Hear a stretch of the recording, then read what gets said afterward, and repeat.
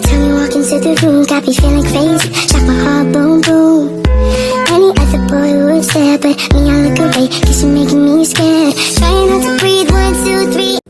Saya Novi Evelia Simangunsong dengan NIM 8558566162 Prodi PGSD akan membuat pembelajaran dengan menggunakan metode 221 di kelas 4 dan di kelas 5. Dengan metode kelas 4 peduli terhadap makhluk hidup di lingkungan, dan dengan materi di kelas 5 adalah ekosistem dan interaksi manusia terhadap lingkungan. Halo anak-anak, selamat pagi semuanya. Apa kabarnya hari ini? Iya, semuanya dalam keadaan sehat ya. Kalian pasti bertanya-tanya kan, kenapa ya kelas 5 digabung ke kelas kami kelas 4? Nah, Ibu akan menjawab. Ibu guru dari kelas 5 sedang dalam keadaan sakit, maka Ibu guru yang akan mengajari kelas 4 dan kelas 5 dalam ruangan ini. Kita doakan supaya Ibu guru dari kelas 5 cepat sembuh ya anak-anak. Baiklah anak-anak semuanya, sebelum kita memulai pembelajaran kita, ada baiknya kita berdoa.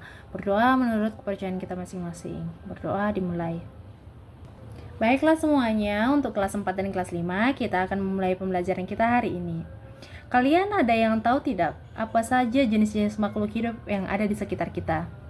Ada yang bisa menjawab dari kelas 4 atau dari kelas 5? Iya, kucing. Ada lagi burung, ya benar. Ada lagi? Iya, kelinci, monyet, iya benar. Lalu sekarang Ibu Guru mau bertanya, apakah tumbuh-tumbuhan itu termasuk dalam makhluk hidup? Iya, tumbuhan itu termasuk dalam jenis makhluk hidup ya anak-anak. Nah, anak-anak semuanya, tentunya semua makhluk hidup yang anak-anak Ibu Guru sebutkan tadi, termasuk tumbuhan juga, mereka semua memiliki tempat untuk mereka hidup dan berkembang biak ya kan? Nah, kita sebagai manusia, langkah apa dan cara apa yang dapat kita lakukan agar tempat tinggal dari hewan-hewan tersebut dapat selalu terjaga? Ada yang bisa menjawab kelas 4? Oh, dari kelas 5 dulu. Ada yang bisa menjawab? Iya, benar. Kita tidak boleh membuang sampah sembarangan. Kita tidak boleh juga membuang sampah di sungai. Karena jikalau kita membuang sampah di sungai, kita akan seperti membunuh hewan-hewan atau binatang yang dalam sungai tersebut seperti ikan, kerang. Mereka akan kehilangan tempat tinggal mereka jika kita membuang sampah di sungai. Oleh sebab itu anak-anak semuanya, Ibu Guru juga mengajak semua anak-anak supaya kita selalu membuang sampah pada tempatnya. Iya, benar. Nah, sekarang Ibu ingin bertanya kepada kelas 4. Apa saja itu ciri-ciri dari makhluk hidup? Coba menjawab dulu anak kelas 4. Deborah bisa jawab? Agus? Iya, ciri-ciri makhluk hidup itu yang pertama adalah bernafas. Yang kedua, mereka itu membutuhkan makanan. Iya benar Deborah, benar, bergerak, berkembang biak, tumbuh dan berkembang, bereaksi terhadap rangsangan. Misalnya kalau kalian kenal kan itu tumbuhan putri malu kan, kalau kita sentuh daunnya itu dia akan menutup daunnya. Itulah namanya dia bereaksi terhadap rangsangan. Kemudian apa lagi ciri-ciri makhluk hidup? Iya, beradaptasi dengan lingkungannya. Ya benar. Nah, dan sekarang untuk anak didik Ibu Guru kelas 5. Tadi Ibu Guru sudah menjelaskan bagaimana cara yang dapat kita lakukan untuk menjaga dan melestarikan tempat makhluk hidup itu berada kan? Nah, dengan merawat lingkungan kita adalah salah satu cara kita untuk tetap melindungi ekosistem agar tetap terjaga dengan baik. Di mana ekosistem ini adalah hubungan timbal balik antara kita makhluk hidup. Nah, seperti tadi sudah Ibu jelaskan, kita tidak boleh membuang sampah di sungai karena itu akan merusak sungai, merusak kualitas air, merusak segala makhluk hidup yang ada di dalam sungai tersebut. Dampak baik lainnya juga ketika kita tidak membuang sampah sembarangan atau kita tidak membuang sampah di sungai, itu akan mengurangi terjadinya banjir. Nah, anak-anak kelas 5, ekosistem juga dibagi menjadi beberapa jenis. Ada anak didik ibu guru dari kelas 5 yang ingin menjawab atau yang tahu jenis-jenis utama dari ekosistem tersebut? Ada yang bisa? Oke. Pembagian dari jenis-jenis ekosistem tersebut yaitu ekosistem darat, ekosistem perairan, dan ekosistem buatan. Nah, anak-anak ibu guru kelas 5 ada yang bisa menjelaskan contoh dari ekosistem darat tersebut? Iya, hutan, benar ya, hutan. Nah, sekarang contoh dari jenis ekosistem air tersebut, contohnya apa? Ada yang bisa sebutkan? Iya, laut, sungai, danau. Iya, benar. Dan contoh dari jenis ekosistem buatan adalah iya, sawah, selokan, ya kan? Dan di sini Bu Guru juga memiliki gambar. Ini adalah gambar dari ekosistem. Ini adalah gambar katak.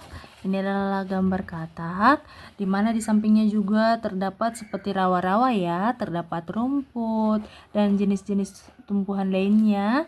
Dan di sini juga terdapat hewan yaitu rusa. Dan kemudian juga di sini ada ikan, buaya, dan beberapa tumbuhan lainnya, serta terdapat kura-kura juga. Nah, ini semua termasuk dalam ekosistem. Ya, ekosistem darat dan air. Dan di sini juga Ibu Guru mempunyai gambar rantai makanan. Rantai makanan ini saling berkaitan sehingga membentuk jaring-jaring makanan. Ini bisa dilihat ya anak-anak. Ada gambar ular, jamur, padi, belalang, katak. Semuanya saling berhubungan dan berkaitan. Katak dimakan ular, ya kan? Padi dimakan belalang, belalang dimakan katak, katak dimakan ular. Begitulah siklusnya, mereka saling, namanya rantai makanan, akan berhubungan ya. Kemudian untuk anak didik Ibu kelas 4, di sini Ibu Guru mempunyai gambar-gambar dari makhluk hidup yang ada di sekitar kita. Misalnya ini adalah gambar kupu-kupu, ini adalah gambar capung yang tentunya anak-anak didik Ibu Guru semua tidak asing ya dengan gambar-gambar yang Ibu tunjukkan ini. Ini adalah gambar kucing. Ada yang punya kucing di rumah? Iya. Ini juga ada gambar belalang. Dan kemudian yang terakhir adalah gambar burung. Semua hewan, semua makhluk hidup yang ada di gambar ini adalah makhluk hidup yang ada di sekitar kita. Nah, sekarang Ibu Guru akan membentuk kalian menjadi beberapa kelompok, baik kelas 4 dan kelas 5. Dan untuk tugas dari kelas 4 adalah mengelompokkan makhluk hidup berdasarkan jenis dan habitatnya. Dan untuk kelas 5, tugasnya adalah menyebutkan hubungan antar makhluk hidup dalam jaring-jaring makanan. Nah, selamat mengerjakan anak-anak. Oke, dari tugas yang sudah dikerjakan oleh anak-anak Ibu Guru, anak-anak Ibu Guru sudah mengerti dan sudah tahu pengelompokan makhluk hidup itu, serta jenis-jenis dari makhluk hidup itu dan habitat dari makhluk hidup itu. Begitu juga dengan anak didik Ibu Guru kelas 5 sudah bisa menyebutkan apa saja hubungan antara makhluk hidup itu dan sudah bisa juga menjelaskannya dalam jaring-jaring makanan ya. Nah, untuk pembelajaran kita hari ini ada yang bisa memberikan kesimpulan. Kesimpulan yang bisa kita buat dari pembelajaran kita hari ini adalah setelah kita mengenal jenis-jenis hewan yang ada di sekitar kita, anak-anak Ibu Guru juga bisa mengelompokkannya berdasarkan jenis dan habitatnya, serta tahu untuk kelas 5 tahu bagaimana cara untuk menjaga ekosistem tetap terjaga dengan baik agar semua makhluk hidup ini tetap terpelihara dengan baik, mereka tetap memiliki tempat tinggal yang baik dan mereka bisa bertumbuh dan berkembang secara baik. Baiklah anak-anak Ibu Guru untuk kelas 4 dan kelas 5, semoga pembelajaran kita hari ini bisa anak-anak Ibu Guru ulang-ulang kembali di rumah supaya anak-anak Ibu Guru semuanya semakin banyak ilmunya, ya kan?